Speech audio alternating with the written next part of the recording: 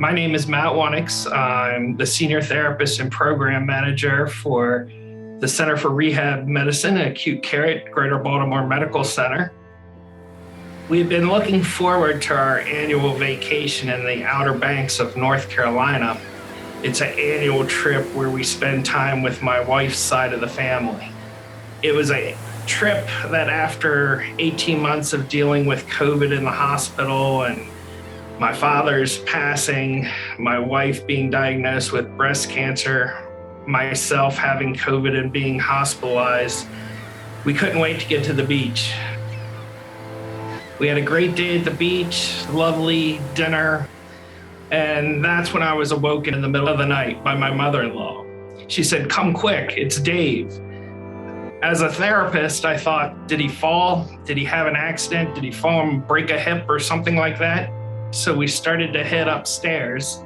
As we progressed upstairs, I asked her, what exactly happened? And she said, he's not breathing right, and I can't wake him up.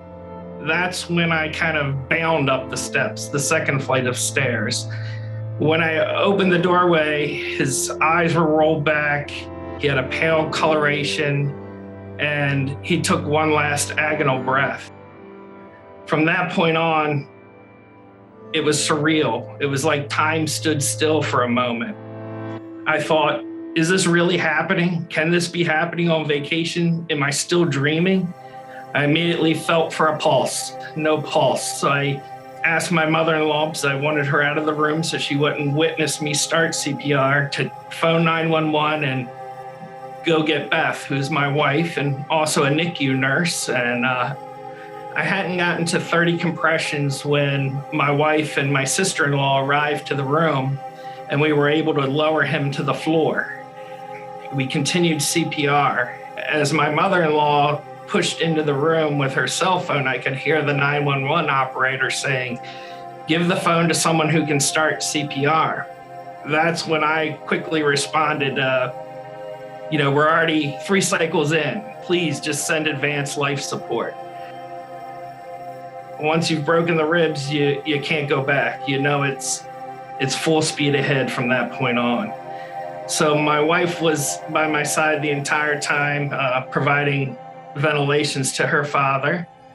And we gave compressions. And after EMS arrived, as they put in an interosseous IV right away, they started to charge up the defibrillator.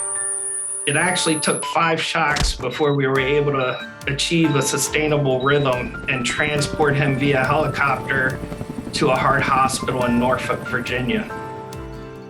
Getting a defibrillator on site is what matters. Those 15 to 20 minutes that we were performing CPR seemed like an eternity. And it's tough physical work. It's not easy if you're gonna do it correctly. Hearing those sirens in the background getting closer was a relief for sure. Until EMS arrived, it was definitely the training that kept me going, to have the biofeedback that RQI provides.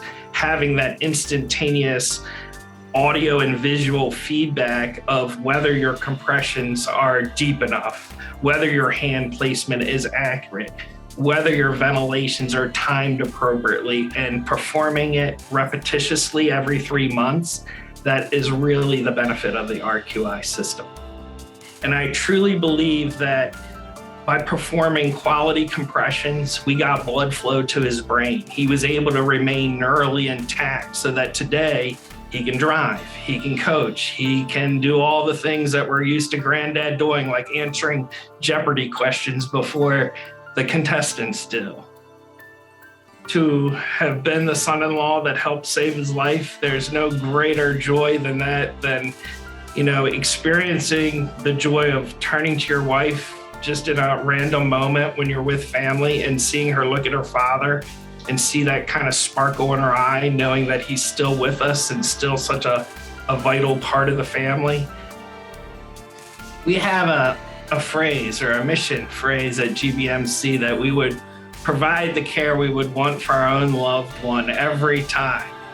And how better could this be explained than to be able to take the training that I received through GBMC and RQI and actually apply it to a family member and a loved one.